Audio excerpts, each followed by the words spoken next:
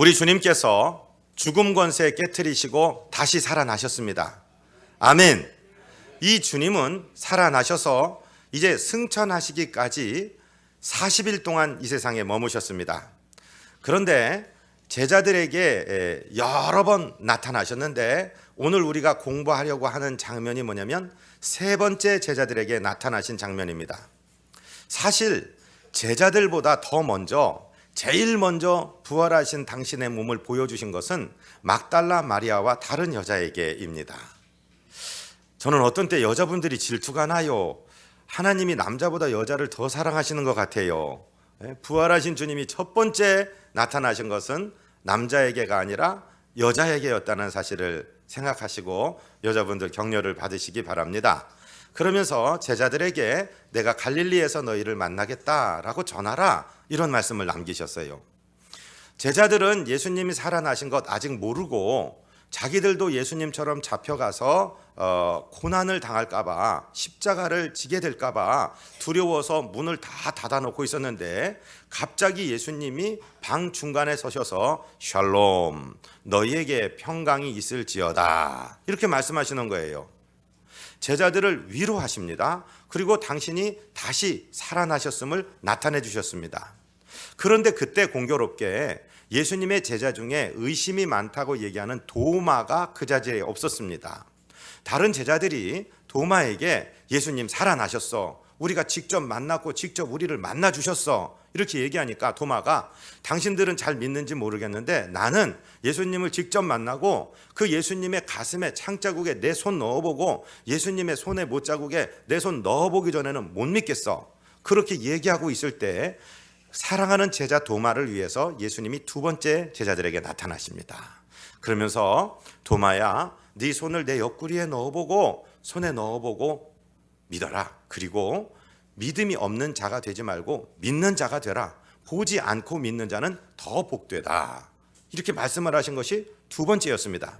지금 오늘 우리가 공부하려고 하고 있는 요한복음 21장은 예수님이 제자들에게 세 번째 공식적으로 나타나신 장면입니다. 성도 여러분, 그런 경험 있으십니까? 기도원에 가서 집회 참석하고 부흥 집회하고 무슨 열전기도 이런 거 하면서 은혜를 많이 받았습니다.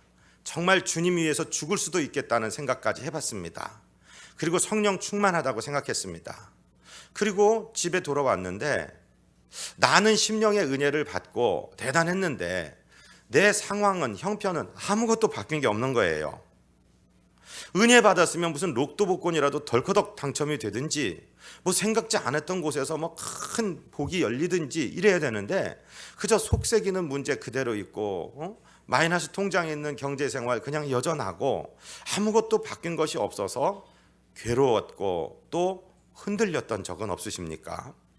지금 제자들이 바로 그런 상황입니다. 부활하신 예수님을 두 번이나 만났습니다. 두려워하지 말라, 내가 너와 함께 할 것이다, 약속도 받았습니다. 그런데 주머니에는 돈 한 푼 없습니다.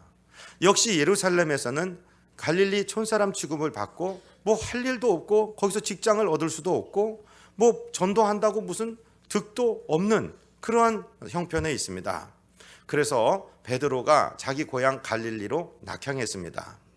성경에는 이 갈릴리 호수에 대해서 어떤 때는 갈릴리 호수, 갈릴리 바다, 디베랴 바다, 게네사렛 바다, 같은 이름의 여러 가지 같은 호수를 향한 여러 가지 다른 이름들이 있습니다.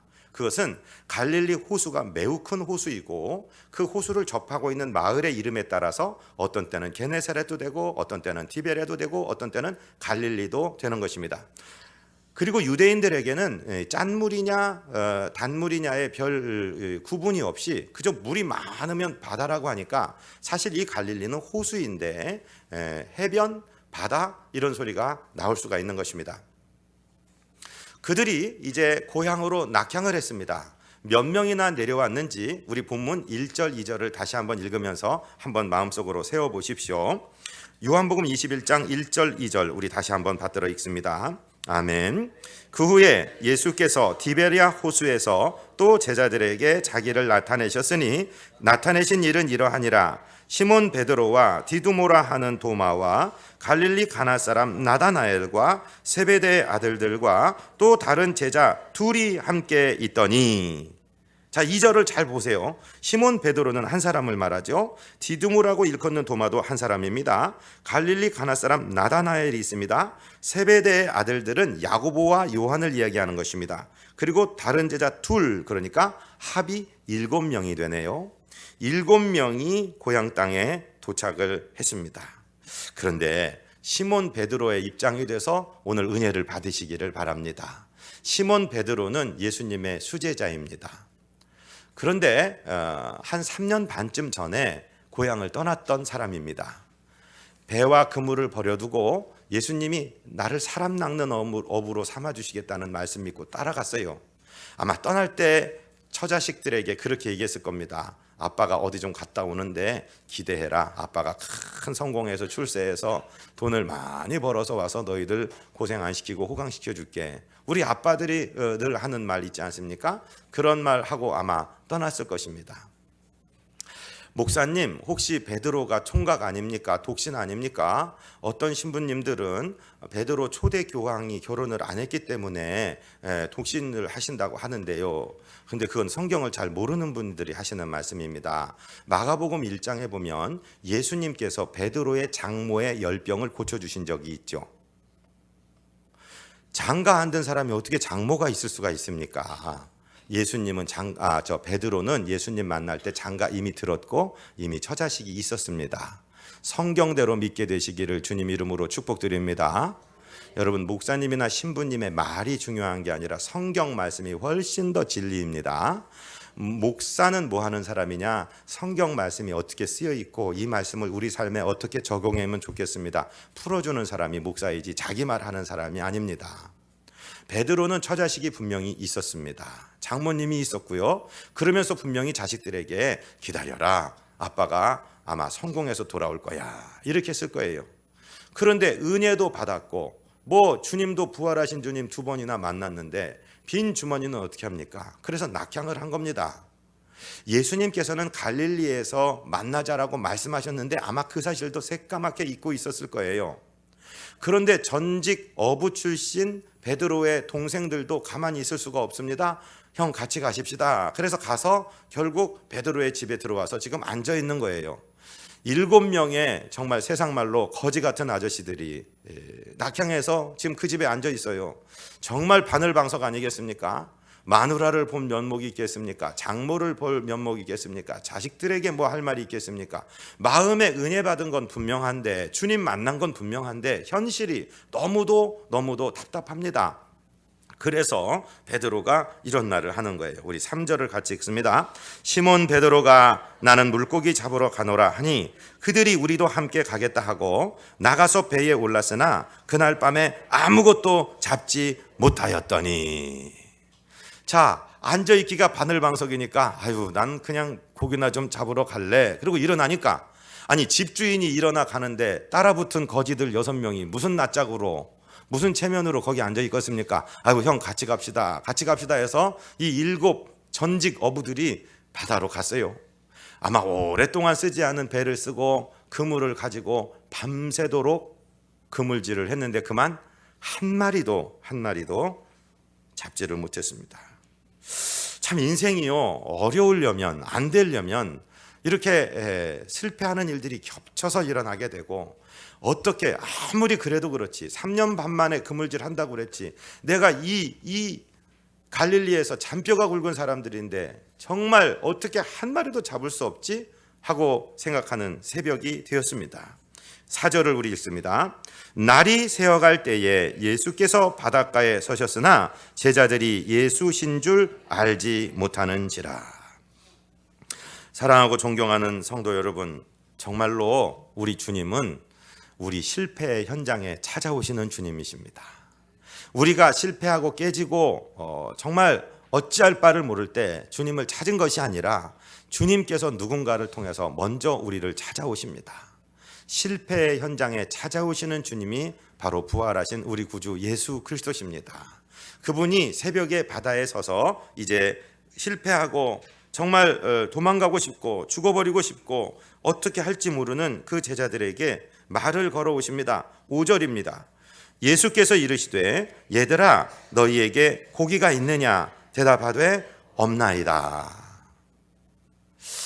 고기 좀 잡혔어? 이런 말로 해석할 수 있지만 우리나라 중에 황해도 사람들 이야기를 들어보니까 그분들에게 고기는 반찬이라고 얘기해요. 반찬. 그러니까 우리말로 바꾸면 반찬 좀 있어. 다시 요즘 쓰는 우리말로 바꾸면 살맛 나나? 살맛이 좀 나나? 만약에 오늘 아침에 저와 여러분에게 주님이 오셔서 사랑하는 아들아 딸아 살맛이 나니? 너 인생 살맛 나냐? 라고 물으신다면 뭐라고 대답하시겠습니까? 고기 있느냐? 제자들이 대답합니다. 없습니다. 살맛 안 납니다. 죽겠습니다. 이런 말입니다. 그런데 6절을 이제 읽습니다. 이르시되 그물을 배 오른편에 던지라 그리하면 잡으리라 하시니 이에 던졌더니 물고기가 많아 그물을 들 수 없더라. 주님이 고기가 없다고 말하는 사람들에게 그물을 배의 오른편에 던져 그러면 잡을 거야. 그래서 말씀에 순종해서 잡았더니 그물을 들어올릴 수 없을 정도로, 아니 조금 전 몇 분 전까지만 해도 한 마리도 잡히지 않는 빈 그물로 올라왔던 바다에서, 그 호수에서 그물이 들 수 없을 정도로 고기가 낚아지는 겁니다. 자, 이쯤 됐으면 여러분, 저와 여러분이 베드로의 입장이 되어서 은혜를 받으라고 말씀드렸는데 베드로에게 어떤 일이 생각났을까요? 바로 3년 반 전에 자기가 예수님의 첫 번째 부르심을 받고 제자가 됐을 때의 일이 떠올랐을 것입니다. 그것이 누가복음 5장에 기록되어 있는데 성경책을 가지신 분들은 누가복음 5장을 한번 펴보시기 바랍니다.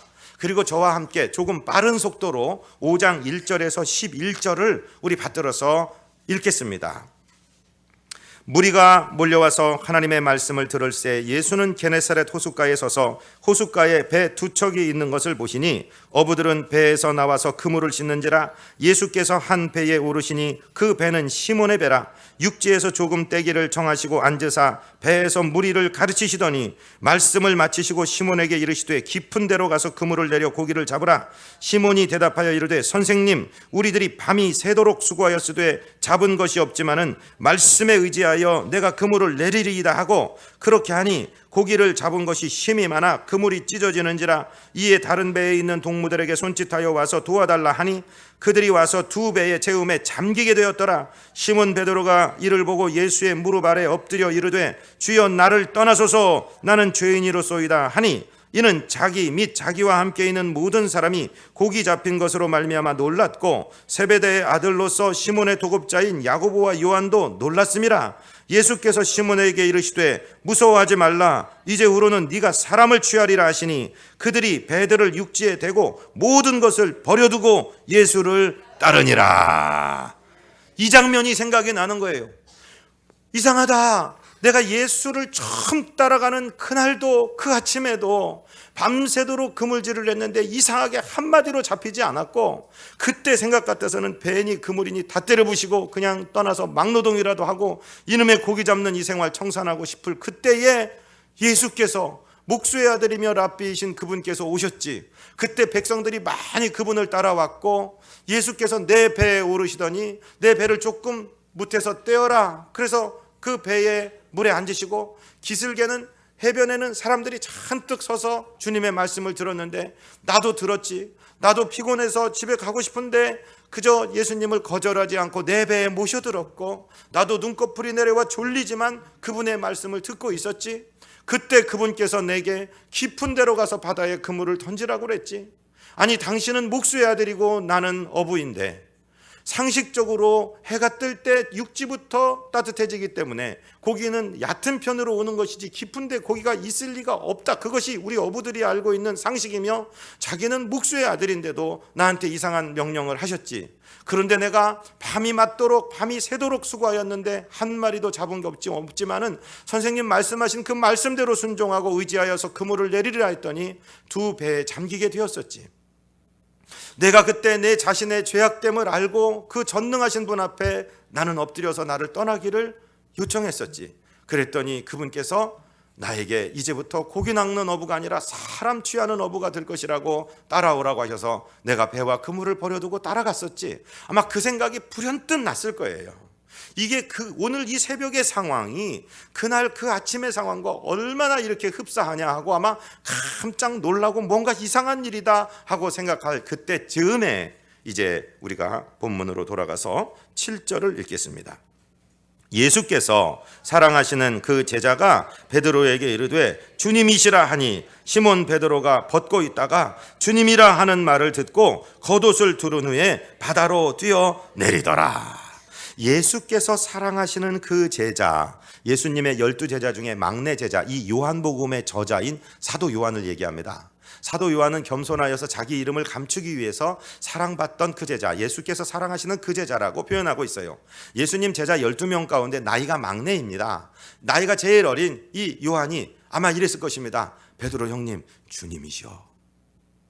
베드로가 주님이신가 하고 생각하는 그때에 자기 막내 동생 격인 그 제자의 맨 어린 요한이 주님이시라고 하니까 베드로는 앞뒤 잴 것 없이 우통을 벗고 있다 겉옷을 두르고 바닷속으로 뛰어듭니다.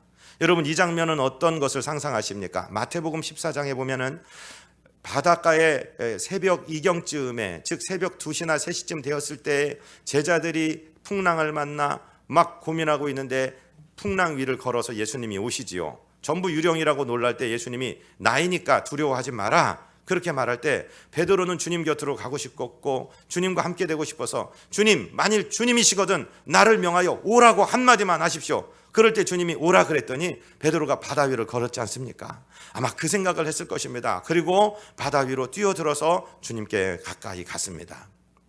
이제 다른 배를 불러서 그 고기를 세어보니까 153마리 153. 여러분, 모나미 볼펜을 만들었던 송 사장이라는 분은 사업 망했다가 이 말씀을 듣고 회복이 되고 그래서 모나미 볼펜에 153이 써 있는 겁니다.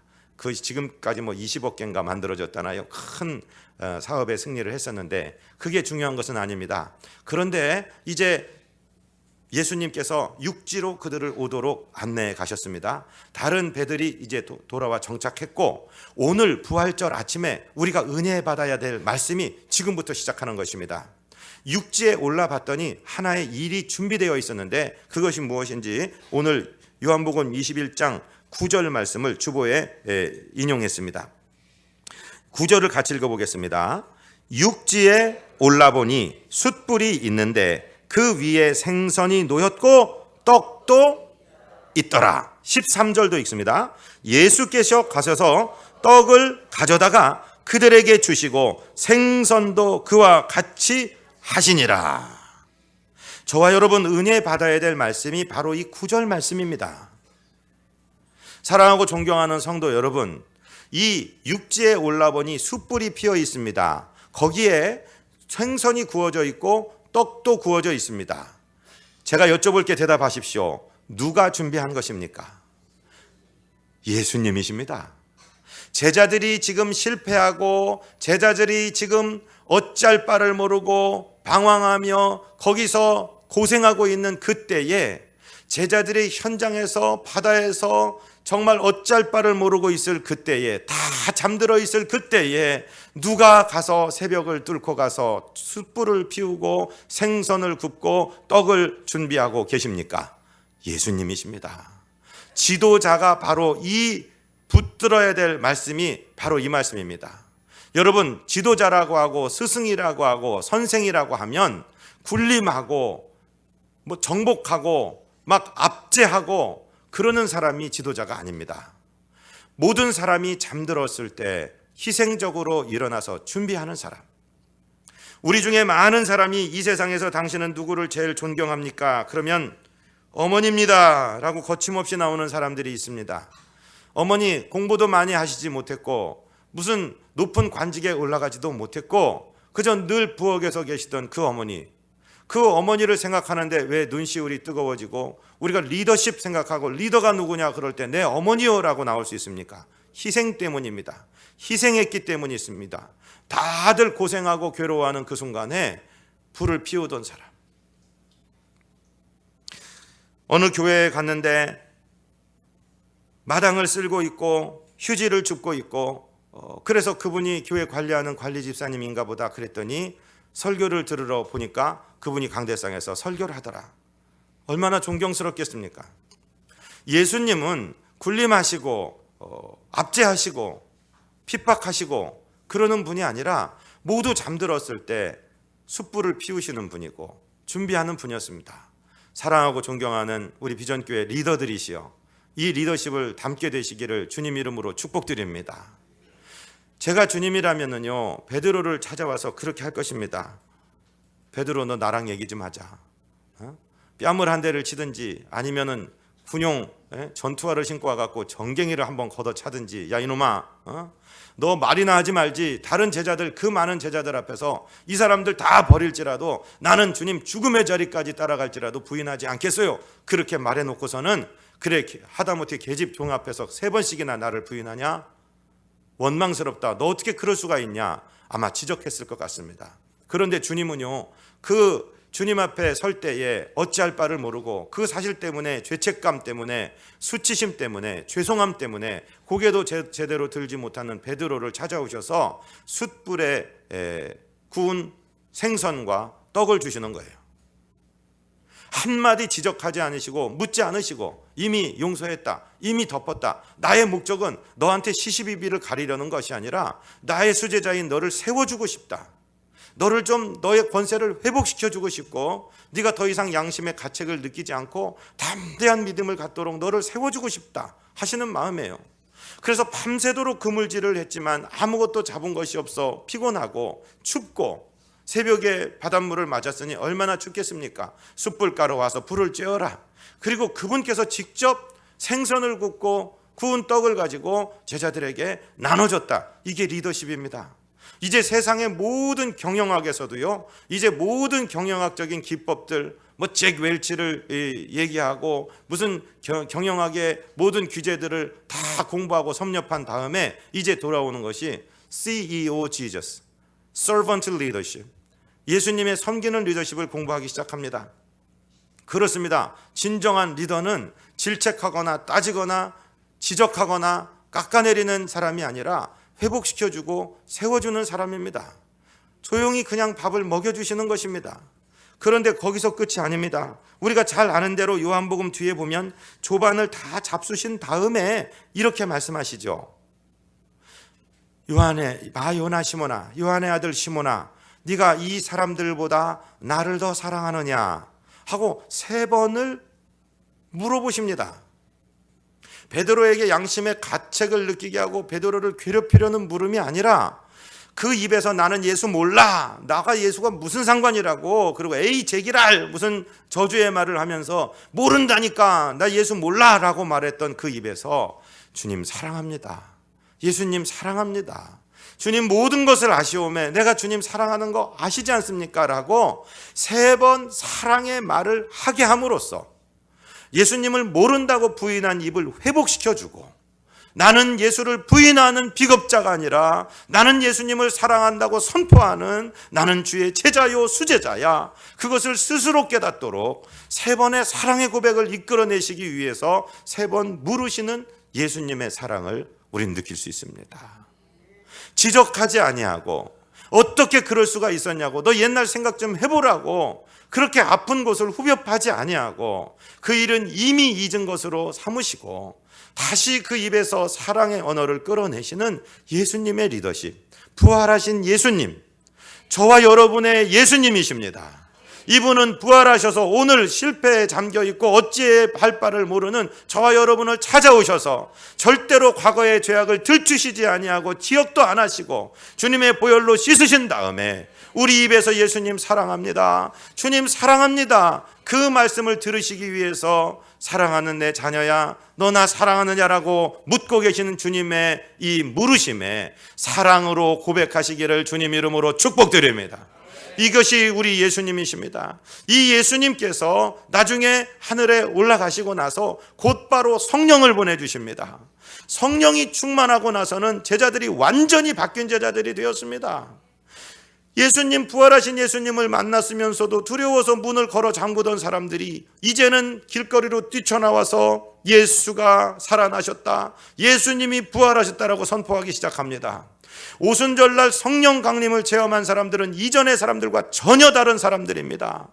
사도행전 5장에 보면은 관가에 있는 사람들이 잡았습니다. 자기네들이 죽인 예수가 살아났다고 하니까 듣기 싫습니다. 다시는 이 소리로, 이 예수로 말하면 죽일 줄 알아라. 그러니까 베드로가 뭐라고 그럽니까? 너희들 생각해봐라. 지금 너희들의 말을 듣는 것이 살아나신 예수 그리스도의 하나님의 말씀 듣는 것보다 옳은 것인지 어떤 것인지 판단해보라. 우리는 이 이름을 얘기하지 않을 수 없노라라고 선포했을 때 베드로의 설교에 한 번에 3,000명, 5,000명이 뒤집어지고 회개하고 주님을 영접하는 놀라운 역사가 일어났습니다. 저와 여러분, 부활하신 주님, 우리를 회복시켜 주시는 주님을 사랑한다고 고백하시고 성령님을 사모하시기를 바랍니다. 성령 충만하고 사모할 때 우리는 능히 이기는 승리로운 주의 제자들이 될 줄로 믿습니다. 주보의 사도행전 2장 38절 그리고 41절이 기록됐습니다. 우리 같이 읽어보겠습니다. 베드로가 이르되 너희가 회개하여 각각 예수 그리스도의 이름으로 세례를 받고 죄사함을 받으라. 그리하면 성령의 선물을 받으리니 그 말을 받은 사람들은 세례를 받음에 이날의 신도의 수가 3,000이나 더하더라. 할렐루야. 부활하신 우리 주님이 찾아오셔서 우리를 회복시켜 주시고 언약하신 성령님을 보내주심에 따라 이들이 성령을 받고 예수 믿고 회개하라고 전했을 때 3,000명이나 회개하고 돌아오는 역사가 일어난 것처럼 저와 여러분, 오늘 2016년 부활주의를 맞는 저와 여러분, 이 아침에 이 말씀으로 우리를 주님께서 찾아오셨습니다. 잠시 후에 우리 세례식을 향한 다음에 오늘 성찬은 주 예수 해변에서 떡을 떼어 주심처럼 우리를 회복하여 주시는 주님을 이 성찬 가운데 만날 줄로 믿습니다. 당신의 살을 찢어서 당신 피를 흘려주시고 그 살과 피로 말미암아 저와 여러분의 죄를 씻으시고 하나님의 자녀 삼으신 그분께서 오늘 해변에서 제자들을 회복하시는 이 떡을 주심처럼 당신의 보혈을 우리에게 흘려주심처럼 이 일을 기념하며 오늘 성찬을 행하려 하는데, 오늘 성찬 가운데 큰 은혜가 있기를 원합니다. 온몸에 붙은 질병이 떠나갈 줄로 믿습니다. 우수사려, 근심, 걱정, 죄책감, 수치심, 모든 악감정들은 예수 이름으로 떠나갈 줄로 믿습니다. 이 성찬을 통해서 주의 살과 피를 체험하고 권능의 성령 받는 시간 될 줄로 믿습니다. 능력 있게 될 줄로 믿습니다. 우리 주님 앞에 달려가는 저와 여러분 되시기를 주님 이름으로 축복드립니다.